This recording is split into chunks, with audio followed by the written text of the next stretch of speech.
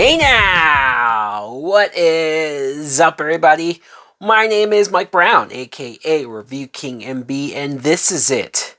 After probably over 2 years, definitely longer than I originally planned, I finally reached the end of my 100 movies I've never watched before. This was fun. Yeah, it maybe took longer, but it was a great excuse to watch movies for the first time. A lot of films that were either on my list or maybe just happened to come up the day of. But especially for a movie like this is why it made sense to end the 100 movies with this film, Gladiator. Gladiator is a movie that came out in the year 2000. It was directed by Ridley Scott, and I always was aware of this movie, right? It's almost like you couldn't learn about films or talk about films without this movie, especially coming up every so often. Some people saying it's one of the greatest of all time or their favorite movie ever. I know it won a bunch of Oscars when it came out. But man, I watched it just now and it was somehow even better than I expected. I guess I didn't really know what to expect, but sometimes when a movie is talked up that much, when a movie is touted as one of the greatest ever, and oh man, when you finally watch it, no doubt you'll love it, a part of me expects, well, I'll probably not love it as much as most people. I'll probably be disappointed, or I'll have weird issues that probably nobody talks about. Honestly, no. I sat here and watched it. It's damn near 3 hours, like 2 hours and 50 something minutes. And I was entertained. Are you not entertained?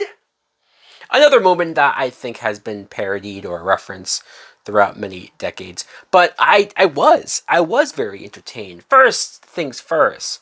I think it's interesting from somebody like myself to watch this in a post Game of Thrones era. And maybe this is a wacky comparison or a wacky thing to even bring up. Some people who love this film probably are like, why are we comparing it to Game of Thrones?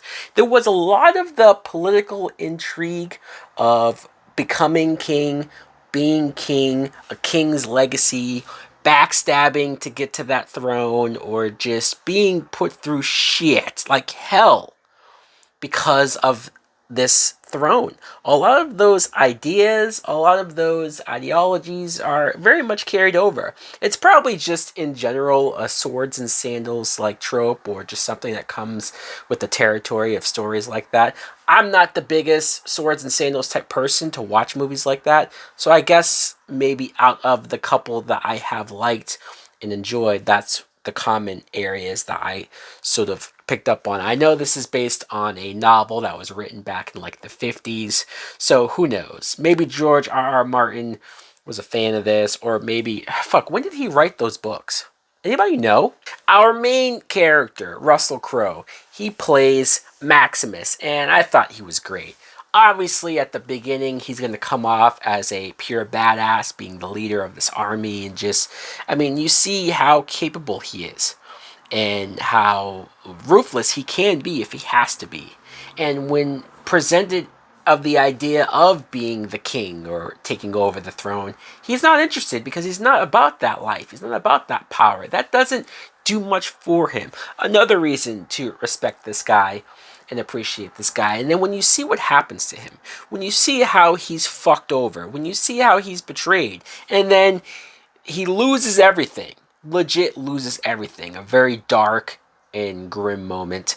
And then when you see that he just becomes sold into slavery and forced to become a gladiator, forced to fight all the time for his life. I mean, this is a guy who doesn't even care if he lives or dies.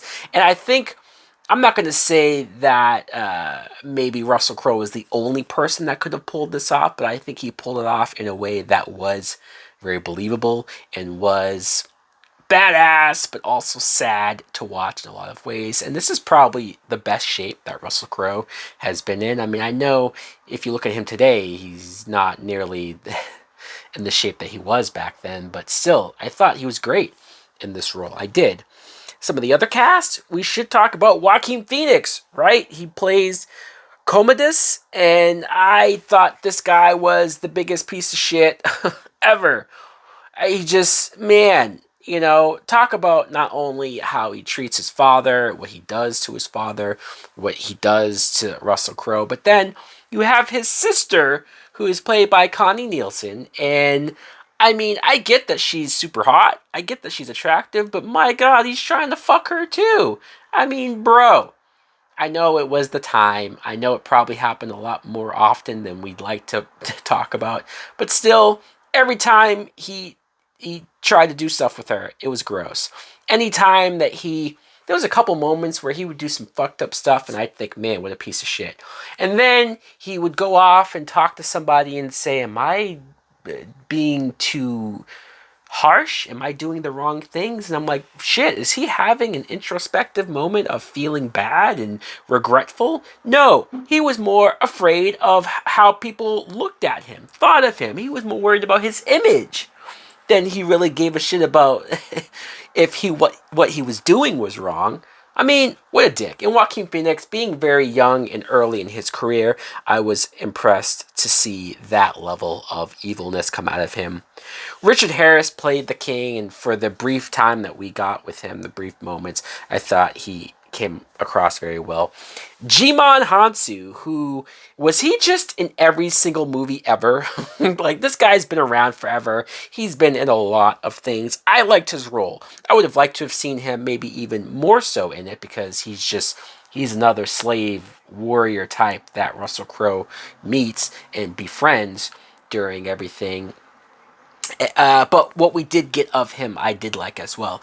I was impressed with the rated R-ness and the brutalness, the gruesomeness of the film. I mean, when fights happen, when the battles happen, when deaths happened, it felt real, it felt intense, it was hard to watch in some cases. I just think going back to 2000 and seeing practical blood and gore, I think is also something that I'm a little nostalgic for and appreciate on many levels.